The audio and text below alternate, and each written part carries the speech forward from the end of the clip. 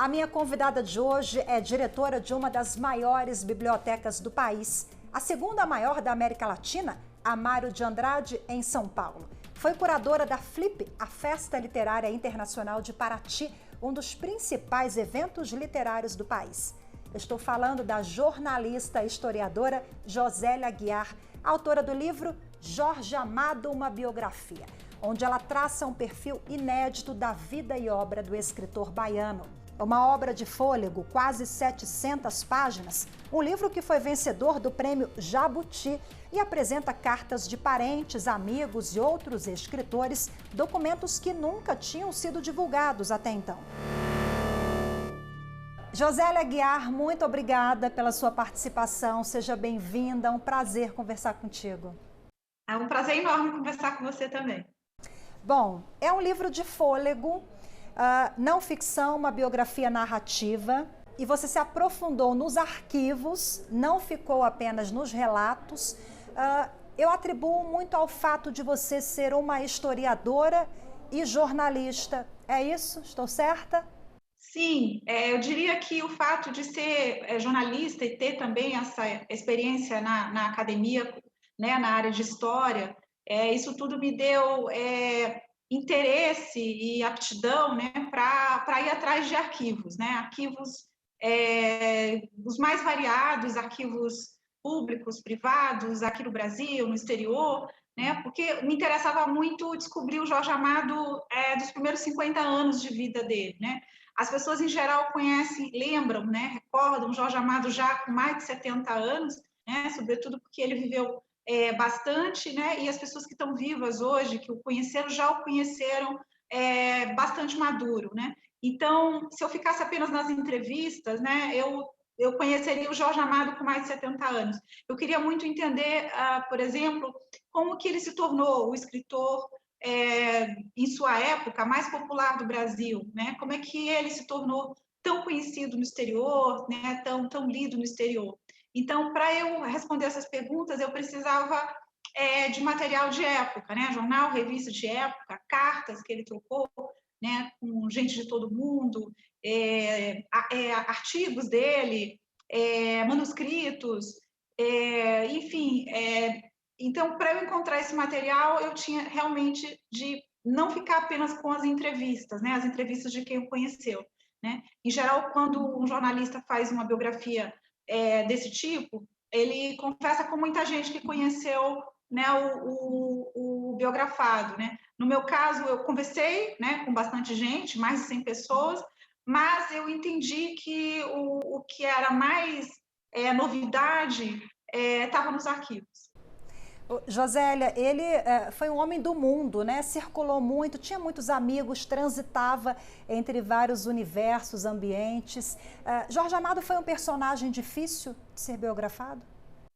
Sim, eu diria que ele é um personagem difícil porque ele viveu várias vidas numa só, né? Foram várias reviravoltas, inclusive, cidades diferentes. Houve momentos em que ele fez bastante sucesso, houve momentos em que parecia que não ia voltar a ter o sucesso de antes, e aí ele volta ainda mais forte como autor popular, né? Depois teve todo aquele momento em que a obra dele é adaptada, né, para o cinema, para a TV. Então, é um personagem difícil nesse sentido, né? São várias pistas que ele foi deixando, né, da vida dele. Então, não é, por exemplo, um escritor que viveu na mesma cidade, que teve um ciclo de amizade menor, ou que não era, às vezes, nem tão ativo ou imerso numa rede muito grande. Ou seja, ele é o oposto disso. Ele tinha uma rede muito grande, ele era bastante ativo, né? Tinha vários, na verdade, Jorge Amados também, né? O Jorge Amado escritor, o Jorge Amado político, o Jorge Amado que gostava de ajudar jovens escritores a entrar na cena literária, né? A promover esses escritores no exterior, né? Tinha o Jorge Amado diplomata, né? Que é esse Jorge Amado que recebe, né, todas essas pessoas que vêm para o Brasil e passam pela casa dele. Enfim, eram várias facetas também desse biografado. Mas você transita também no Jorge Amado na política, no Partido Comunista, a fé, ela também está presente. os romances, a vida amorosa, mas você vai costurando ali com o cenário político, social da época em que ele vivia, né? Sim, a minha ideia era apresentar esse Jorge Amado dentro de uma história literária e cultural do Brasil, literária, política, cultural, né? Então, para isso, era importante dizer o que estava acontecendo no Brasil, no mundo, naquele momento, e de que maneira a obra dele se relacionava a esse momento, né? E como também a obra dele causava algum efeito, né, nessa sociedade, né? Então, não era só ele, né? Não é só uma biografia da vida privada, né? Alguns projetos são apenas da vida privada, né? Outros são apenas da vida pública. Eu tentei fazer um casamento entre o Jorge Amado privado e o público, e com todo esse trabalho, né, de mostrar o que está acontecendo no entorno dele, né? Então, algumas pessoas que leem comentam de coisas que entenderam melhor do Brasil de hoje, porque já aconteciam no passado. Enfim, tem muito essa ideia de que, no final, você faz um passeio pela história do Brasil, né? De alguma maneira, com o Jorge Amado como guia, né? E aí eu quis, de fato, abarcar toda a vida dele, né? Até os últimos dias, e fazer um livro que pudesse se parecer muito com ele também. É um livro narrativo, no sentido de que é aquele Jorge Amado em que os personagens estão se movimentando. Então, eu queria que ele fosse um personagem que se movimentasse na própria história. Então, eu acho que é uma biografia que tem a ver com ele, né? Com o estilo dele de escrever. Não que o meu estilo seja parecido com ele, pelo contrário, né? Bem diferente, é mais conciso, né? Mas eu diria que, em termos de movimento, né, do texto, eu acho que sim. É um livro que vai num certo movimento, né, de cenas, de coisas que vão acontecendo na vida dele. E você falou do seu estilo de texto, né? Você é bem concisa, você é direta, sem ter essa linguagem acadêmica, que era uma preocupação muito grande dele também, né?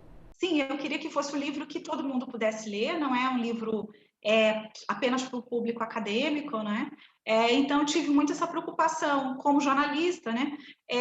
De não fazer um livro que, ainda que eu pense que tem muita coisa, muita informação, às vezes de história, de política, ou mesmo de literatura, então isso exige um pouco do leitor, vamos dizer, um certo interesse em certos detalhes, né, do que estava acontecendo.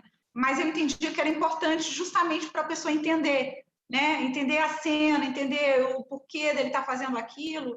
Algumas pessoas que aparecem em um determinado ponto do livro vão reaparecer depois, então, ou porque vão ser amigos, ou porque vão ser inimigos. Então, tive essa preocupação de ser de fazer um texto que pudesse ser lido por todo mundo. Jorge Amado, ele foi amigo dos modernistas, mas ele dizia que aquela linguagem não era a língua falada. Não é isso, Josélia? E ele queria escrever brasileiro. O que é isso? É muito interessante, porque até me perguntam, mas ele não achava que os modernistas faziam livro para as pessoas, para o leitor comum? Não, né? Porque no final é uma literatura estilizada, né? Que exige um trabalho intelectual, né? Então, o que ele pretendia era um texto que fosse como se fala no Brasil, né? Então, bastante coloquial, muitas vezes recebeu críticas por isso, né? Porque diziam que ele não tinha estilo, mas o estilo de Jorge Amado era justamente aquele, né? Era essa busca por uma escrita que fosse exatamente como se fala. E é interessante que ele tinha consciência, né, de que eles estavam refundando essa literatura, né, com a linguagem brasileira, né, no caso dele, com a linguagem baiana. Porque há momentos em que ele diz, né, um dia isso vai ser melhorado pelos próximos escritores. A gente ainda está tentando entender como fazer isso, né? Então, ele tem também, eu acho isso bem interessante, uma abertura para o erro. Ele não era um perfeccionista, né? Se ele tivesse sido um perfeccionista, ele não teria conseguido publicar no ritmo que ele conseguiu publicar, né? Então, ele precisava fazer um livro por ano, porque ele queria viver de escrita. E ele queria que os leitores lembrassem dele. E é claro que é diferente de alguém que faz um livro a cada 8, 10 anos, enfim, quer dizer, ele tinha uma necessidade, né, de estar no mercado de livros, né? Então, isso fazia com que, de fato, e ainda muito jovem, né, ele não tivesse totalmente maduro quando começou, né? Eu acredito que o Jorge Amado ele vai se tornando um escritor cada vez melhor com o passar do tempo, né? Ele também tem essa consciência, né, de que ele melhora como escritor conforme ele amadurece, né? Mas ele é lido a todas as idades do Jorge Amado estão nas livrarias hoje, né? Assim, se eu pudesse resumir o sucesso de Jorge Amado em uma frase só, por que ele foi tão vendido no Brasil, por que ele foi tão vendido no exterior, eu diria que é porque ele era absolutamente apaixonado pelo que ele fazia, né? Ele vivia isso muito intensamente, né? Ele teve a coragem de se dedicar à literatura no momento que não dava para viver de livros, né? Então ele quis muito isso. Ele foi muito, ele acreditou muito, inclusive no próprio talento, né? Porque para fazer isso precisa acreditar naquilo que quer fazer, né? Então eu diria que foi um autor que viveu intensamente a literatura. O que mais te chamou a atenção na vida e obra do Jorge Amado durante o teu processo de pesquisa? Teve momentos muito intensos, importantes, né? Tem, por exemplo, o momento em que eu tenho acesso ao diário da Lila, que é a filha dele, que morreu aos 15 anos. Ela anota, enfim, sobre a vida dela, sobre o pai também, enfim, é um documento muito importante que eu tive acesso. Eu tive acesso a áudios gravados com Jorge Amado e amigos dele, por um agente literário que tentou fazer a biografia do Jorge Amado no final dos anos 80, né?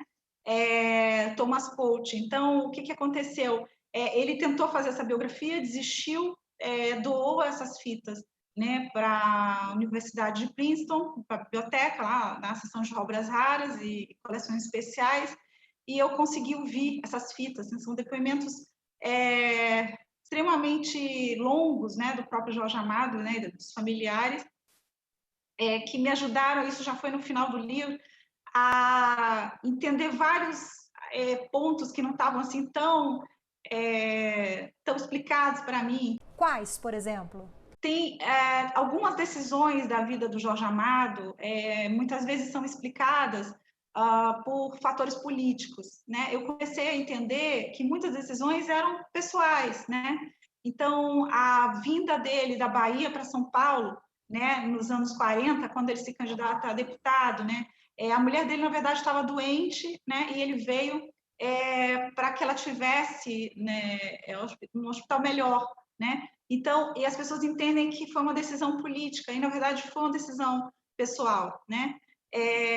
Eu tive acesso a muitas cartas dele, em que ele conta sobre como ele escrevia os livros, né? Então, eu descobri um escritor muito consciente do que estava fazendo, né? Não era um autor, como se imagina, intuitivo, que sentava e escrevia e que era tomado pelos personagens. Isso acontecia, ele era tomado pelos personagens, mas ele calculava, né? Ele pensava no que ele estava fazendo, jogava muita coisa fora, né? Isso é bem interessante. Como ele tentou fazer livros e achava que não estavam bons e jogava fora, né? Você comentou agora há pouco amigos e inimigos. Ele tinha muitos inimigos também, Josélia? Então, é interessante, né? Porque se você lê as memórias dele ou as memórias da Zélia, né, você tem a impressão de que só havia amigos, né? Ele, na verdade, não gosta de contar, né, nas memórias dele, né? Mas eu descobri que sim, ele teve rivais, né? Concorrentes, né? Ele brigou com alguns escritores, com alguns críticos, né? Depois ele passou a ficar bastante, a partir dos 40, 50 anos, ele passou a ser uma figura bastante comedida, no sentido de que ele não brigava em público, não tinha nenhum interesse em fazer bate-boca pelos jornais. Mas numa primeira fase da vida, sim, né? E assim como ele era muito amado, né, pelos leitores, né, pelos amigos, né, porque ele era um bom amigo, ele também sofria assim muita resistência, né? Seja pela obra, seja pela atividade política em algum momento. Então é interessante sim acompanhar as resistências à figura dele para entender também que ele passou por isso, né? Era parte do desafio dele de se firmar como escritor. Jorge Amado foi um homem à frente do seu tempo? Eu pergunto isso, Josélia, porque lá atrás ele já abordava em seus livros temas como miscigenação, desigualdades, sexualidade, quer dizer, temas que estão em voga agora, mais do que nunca, né? Interessante a pergunta, muito boa, porque eu acho que ele era um homem do tempo dele, né? Que vivia fortemente o tempo dele, então tudo aquilo que estava acontecendo, ele estava com as antenas extremamente ligadas, né? E no final ele acaba sendo de fato à frente do tempo dele, né? Eu concordo, porque, por exemplo, ele queria colocar as mulheres na Academia Brasileira de Letras e na época era proibido, né? A forma como ele tratava, por exemplo, a sexualidade nos livros, né? Você falou da questão de toda a problemática social, dos meninos de rua, quer dizer, ele viu aquilo acontecendo e entendeu que ia ser, ele não podia prever que o problema continuaria, né? O problema da terra, da distribuição de terra, né? Que eram coisas urgentes naquele momento, né? E que permaneceram, né? Mas ele, sim, sem dúvida, de alguma maneira adivinhava, por exemplo, hoje, a forma como a gente cada vez mais incorpora, né, os elementos da diversidade na nossa sociedade, que antes isso era extremamente mais difícil, né? Ele entende como um grande valor na nossa cultura, né? Essa contribuição das culturas afro-brasileiras, né? Então, isso tudo é um pouco o que estava acontecendo naquele momento, né? Porque havia outros artistas intelectuais no mesmo movimento, mas eu diria que ele é um dos pioneiros, né? E ele antecipa bastante coisa na obra dele, sim. A gente já falou bastante de Jorge Amado, o escritor baiano é inesgotável, mas eu preciso fazer um intervalo rapidinho e daqui a pouco a gente volta para conversar sobre outros temas também, Josélia. Você continue com a gente porque a seguir o Iluminuras vai apresentar o trabalho da Josélia Aguiar, historiadora e jornalista, à frente de uma das maiores bibliotecas públicas do país, a Mário de Andrade, em São Paulo. Até já.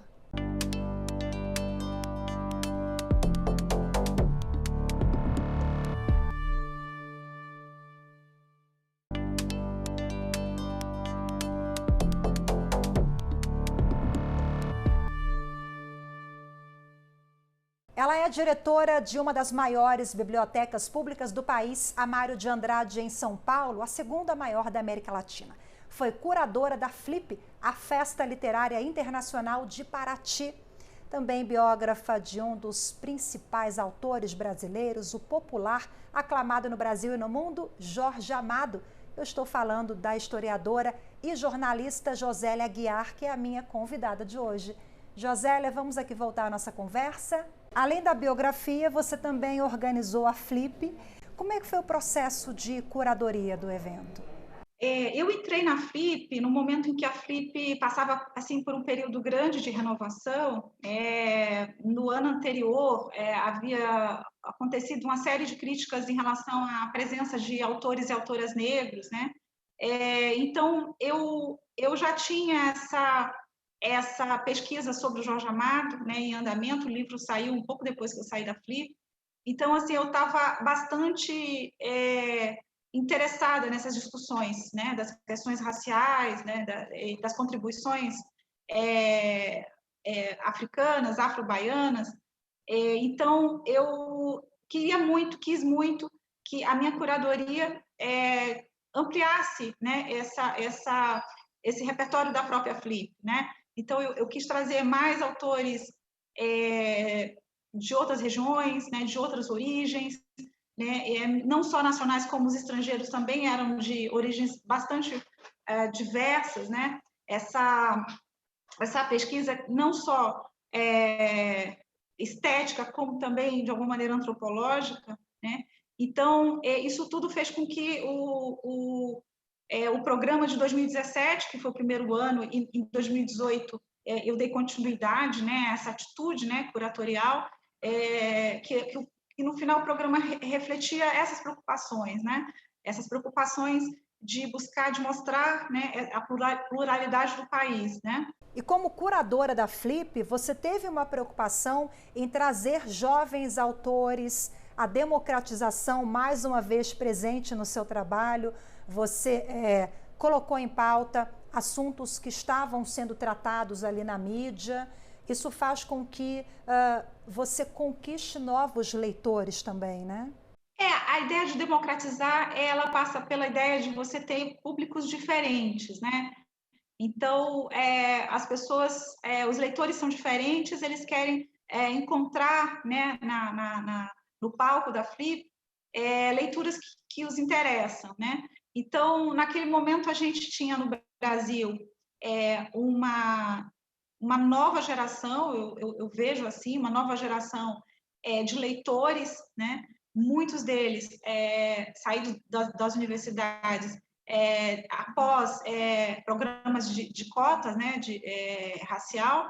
Então, você tem um novo perfil de leitor, né, que está interessado, né, naquelas discussões que estavam muito fortes, né, em todo mundo, né. Então, era muito importante trazer essas questões, né, e também essa diversidade da literatura. Muitas vezes, os programas nas festas literárias ficavam muito em torno de um mesmo tipo de literatura, né? Não há nenhum problema nela, nesse tipo de literatura. A questão é que há mais gente querendo ver outros autores, né?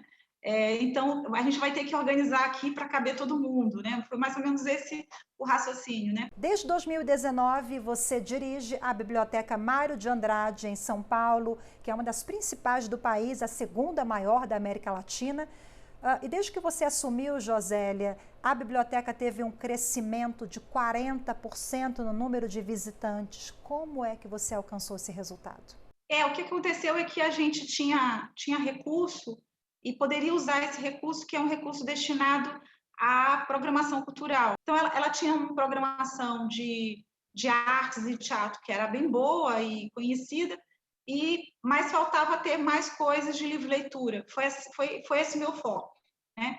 Então, esses números se referem à ação cultural, que é justamente esses encontros que são diários, né? Então, a gente tem desde entrevistas que os autores dão e gravam depoimentos, e isso fica no nosso acervo permanente.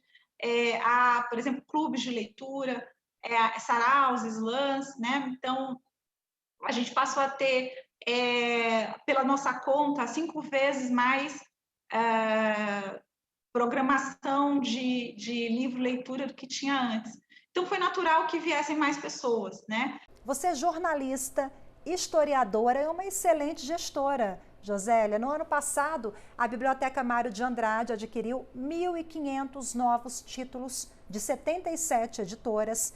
Quer dizer, a biblioteca fechada, e vocês já faziam esse planejamento para a reabertura agora em 2021, né? É parte desse projeto, né, de aproximar o leitor. Então, a gente precisava renovar o acervo, né? E essa renovação de acervo, ela tem que ser bastante periódica, né? No sentido de que o leitor tem que encontrar o que ele está procurando, que acabou de sair, né? É claro, dentro da especificidade da biblioteca, né? Dentro do que é o catálogo dela, né? Então, foi muito importante para nós, porque era um momento muito difícil para todo mundo por causa da pandemia, né? Mas nos movimentamos, estivemos bastante ativos, né? E para as editoras também, né? Nós buscamos ter uma diversidade muito grande de editoras, né? Então, essa foi uma grande preocupação. Então, para as editoras também era um gesto que a gente imagina que possa vir a influenciar outras bibliotecas, né? São compras na área de literatura e humanidades, né? Então, tem bastante coisa que tinha acabado de sair no país, desde clássicos, com novas traduções, né? Até, por exemplo, novos autores, né? Que não estavam ainda no acervo da biblioteca. Josélia, fomentar a literatura, a cultura, a arte, a educação no país. Essas iniciativas realizadas pela Biblioteca Pública Mário de Andrade em São Paulo e tantas outras, elas acabam contribuindo também nesse investimento de uma população melhor informada, mais qualificada para votar, para exercer a sua cidadania, seus direitos e garantias, e também proporcionar uma informação de qualidade e não desinformação com fake news que a gente vê muito por aí? Se você pensar que nosso grande problema, né, é a falta de leitura, que com leitura as pessoas são mais atentas à informação que está chegando, né, elas têm como discernir melhor, né, diante do que elas encontram como informação, né, elas têm como ver de modo mais crítico, né, elas podem imaginar, né, vidas melhores, né. Então, assim, nosso grande problema é a falta de leitura. Todos os demais decorrem, acho, é a minha visão disso. Então, a gente tem que fazer com que mais brasileiros possam ler mais livros, né? E que seus filhos tenham acesso a livro, para que, com o passar do tempo, isso vai ser um trabalho de muito tempo, infelizmente, a gente não vai conseguir mudar isso de uma hora para outra, mas depois de muito tempo a gente vai ter um país mais atento, com mais senso crítico, com mais imaginação também, né? Para poder mudar. Josélia, foi um prazer conversar com você, com essa excelente reflexão. Fica aí para a gente pensar e agir também. A gente termina o programa de hoje. Parabéns pelo seu trabalho, sucesso, muito obrigada pela disponibilidade. Eu agradeço muito, o projeto de vocês também é muito bonito, né? Muito inteligente e estou bem contente pelo convite. E muito obrigada a você também que nos acompanhou em mais uma edição do programa de literatura da TV Justiça, o Iluminuras. Para rever é só acessar youtube.com/TV Justiça Oficial. Tchau, tchau.